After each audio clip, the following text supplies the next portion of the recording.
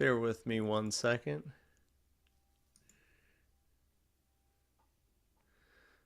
It's been one of those days already.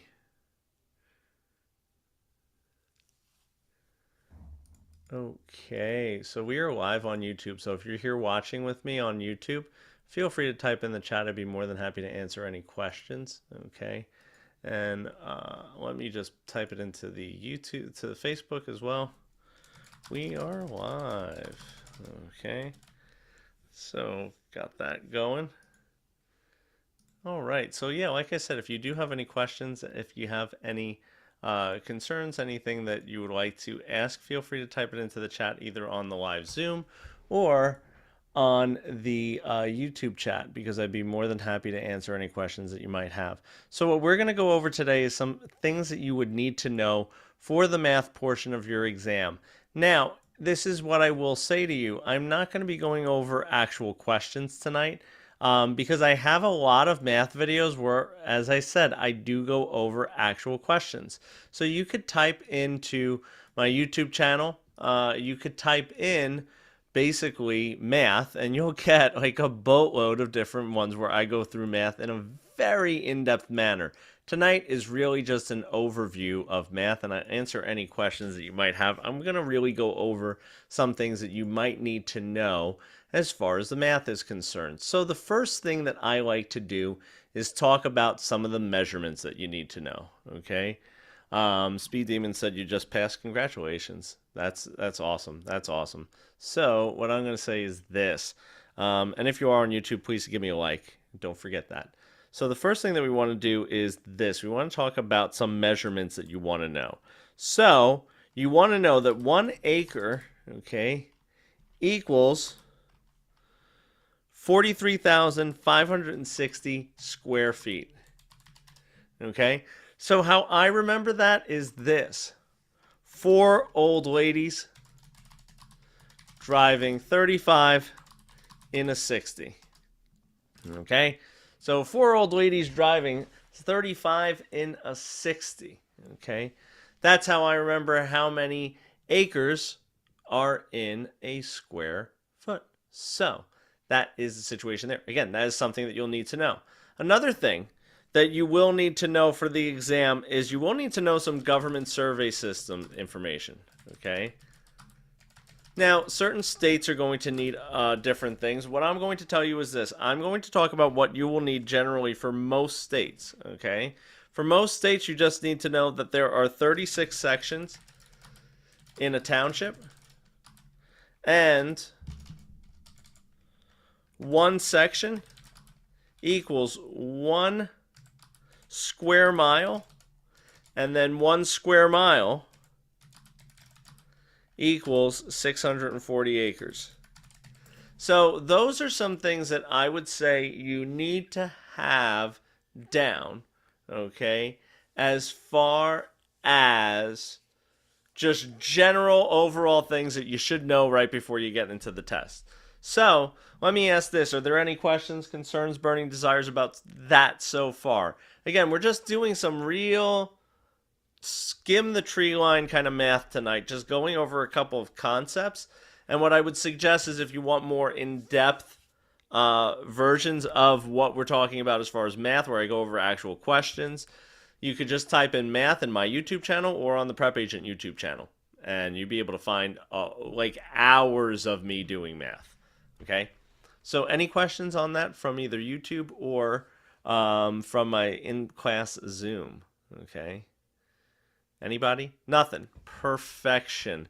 So the next thing that we want to talk about is this. Okay, there are some questions where they will ask you about the area of certain things. Okay, the area of certain things. So this right here is a square or a rectangular object, okay, depending on how perfectly drawn it is. So let me ask this: how do you find the area of an object like this? How do you find the area of an object like this? What do you do? How do we find the area?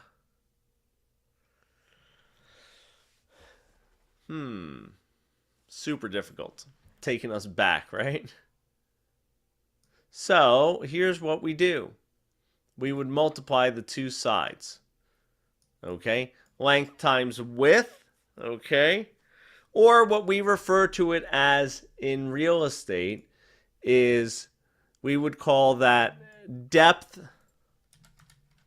of a lot, if they're talking about a lot, multiplied by frontage. Okay?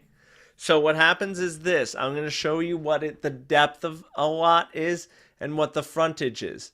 The depth is how deep does the lot go. So let's say this is the street. How deep does it go is referred to as the depth. The frontage or the front footage, okay, could be worded either of those ways, is going to be basically going across, okay, going across the front of the property. So are there any questions? Okay. Are there any questions on that? Nothing so far. Now, let me ask this question. Let me see if I can get a... Nope. I'm going to have to draw this. Bear with me as I do some drawy. Bear with me. How do we find the area of a triangle? That is the worst triangle I've ever drawn. I think I could do a little better than that. Bear with me 2 seconds. How do we figure out the area of a triangle, everybody? How do we figure out the area of a triangle? Do we know? That's a little better triangle. I'm drawing with a mouse, so you have to understand this is a little difficult. So I'm going to show you. What the area of a triangle is going to be is 1/2, what we would say the base multiplied by the height. And I'll show you why it's 1/2. So think of it this way. You ready? When it comes to any rectangle or triangle, any rectangle or square, we multiply the two sides. But a triangle, watch this, is half that, right? So what happens is we multiply the two sides, and we would get the area of something like that, but we don't want that. So we would halve it. So it's 1/2 the base times the height. So you just take the two sides and you half it. So any questions there so far? And let me just tell you why you would need this and what kind of questions you might see in regards to this. So you might see questions that are going to ask you about floor plans, that are going to ask you about different situations in regards to, what was I going to say? In regards to maybe a lot. Okay, so you're going to either talk about lot problems or floor plan problems where you might have to find the area of a shape. Okay, and those are the two shapes that they usually give you. Again, if you're looking for more in-depth math questions, please search for math on my YouTube channel or on Prep Agents, because I have a ton there, a ton. Okay, and also keep an eye on Prep Agents page because I do offer a math crash course that is 3 hours long. It's absolutely fantastic. Every like 3 or 4 weeks. So, something else that I want to talk about is going to be the cap rate. Okay, so this is used in investing, and I'm going to give you the formulas that you would want to learn how to, that you would want to learn to use. Okay, the net income, and I'll talk about this in a second. Net income divided by the cap rate equals value. Net income divided by value equals cap rate. The cap rate multiplied by the value equals net operating income. So this is used in this formula, and I'm going to keep this up here for a second. This formula is used when we're doing any kind of cap rate problem. Cap rate problems are found mostly in income approaches to value. So if you have to find, and here's what I'm going to tell you as far as the math is concerned, save all the math for the end. most important, save all the math for the end. And always, always, always punch all your information into the calculator multiple times. I cannot stress that enough. Use your calculator multiple times. You do not want to be in a situation where you're getting questions wrong because you didn't punch the math in properly. Okay? So always, always, always do that. Okay? Always do that. Always punch it in multiple times. All right? So, what do I mean by net income? This is the income that the property is generating as far as the rental income is concerned. Okay? And net income is different than gross income because net is after expenses. Net is after expenses. So if they give you a gross income and then they tell you here are the expenses, to find a net income, you have to subtract the expenses. Always, always, always subtract the expenses. Any questions so far on this? This is a cap rate problem. And I'm going to show you one other thing, okay, that will help you in almost any percentage problem. Any problem where there is a percentage. I will show you the next thing. And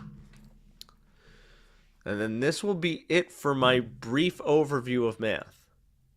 The next one is what I refer to as the part over the base times the rate.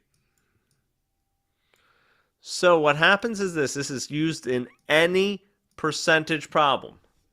Any percentage problem. It's going to be this. You have to figure out what it is that they're asking you for. Is it the part, the base, or the percentage, the rate?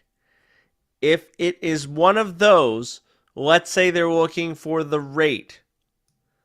You have to cross it off, and whatever's left over be the part divided by the base. That is what you would do. So if you were looking for, let's just show you, if you were looking for the part, right, you'd cross it out, the base times the rate. If you were looking for the base, it is the part divided by the rate. Okay? And what happens is this, you always put the top number in first. So you're probably saying to yourself, Stu, I have no idea what the part, the base, or the rate is in any question. That is absolutely a-okay fine. I'm going to help you. What you have to understand is this. Here's a pizza pie. So the entire pie, all 8 slices, okay, is the base. And listen to what I'm going to tell you. If the rate is less than 100%, okay, if the rate is less than 100%, okay, if the rate is less than 100%, the part is always smaller. So if they were giving you, okay, and I'm going to show you this in a question, just so you could visualize this. I'm giving you the visual first, okay, and I'm kind of giving you basically what it is, and I'll show you how it applies, okay? So this is used in any percentage problem. So if the rate is less than 100%, the part is always smaller. Think about it.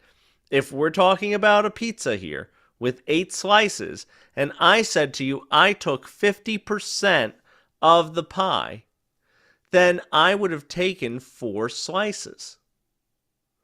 So let me show you this in a question so that you could understand what I'm talking about. So I'm going to erasey this, and keep in mind you can rewind on YouTube if you want to go backwards, okay, or pause it. So this is really the only question I'm going to ask tonight. So, you ready? Sally made 3% on the sale of the property. Okay. The home sold for 450,000. Now, how much did Sally make?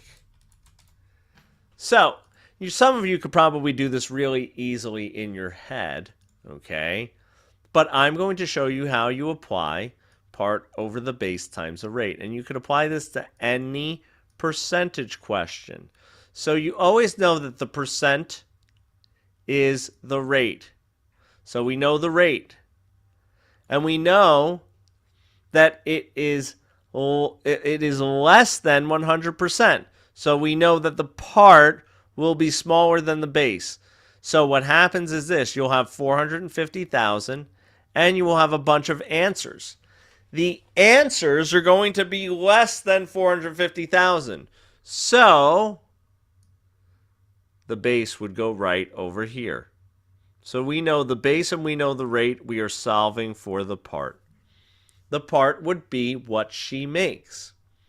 So you would multiply 3%, which is as a decimal, 0.03, times 450,000. And the answer would be, for this one, 13,000. Okay. 500. Now, let me ask this, because again, this is just an overview because I have hours and hours and hours of me doing math questions on my YouTube channel and on Prep Agent's YouTube channel. So I do recommend that you go over, check those out, and I also offer a 3-hour math crash course every 3 or 4 weeks. So that's always coming up. You can sign up for those on Prep Agent's website. So, are there any questions so far? Because what I would suggest doing is watch those videos and take your time through it and pace yourselves. So any questions from anyone on YouTube? Because we're going to be going off of YouTube in a second, and I'll be staying in my Zoom class for a little bit longer. So let me just see if there are any questions on YouTube. So thank you so much for those of you who are in YouTube with me. Please hit that thumbs up button. That really does help us out. Thank you, thank you, thank you. Okay. And I will see everyone. We usually do this every Monday and Wednesday.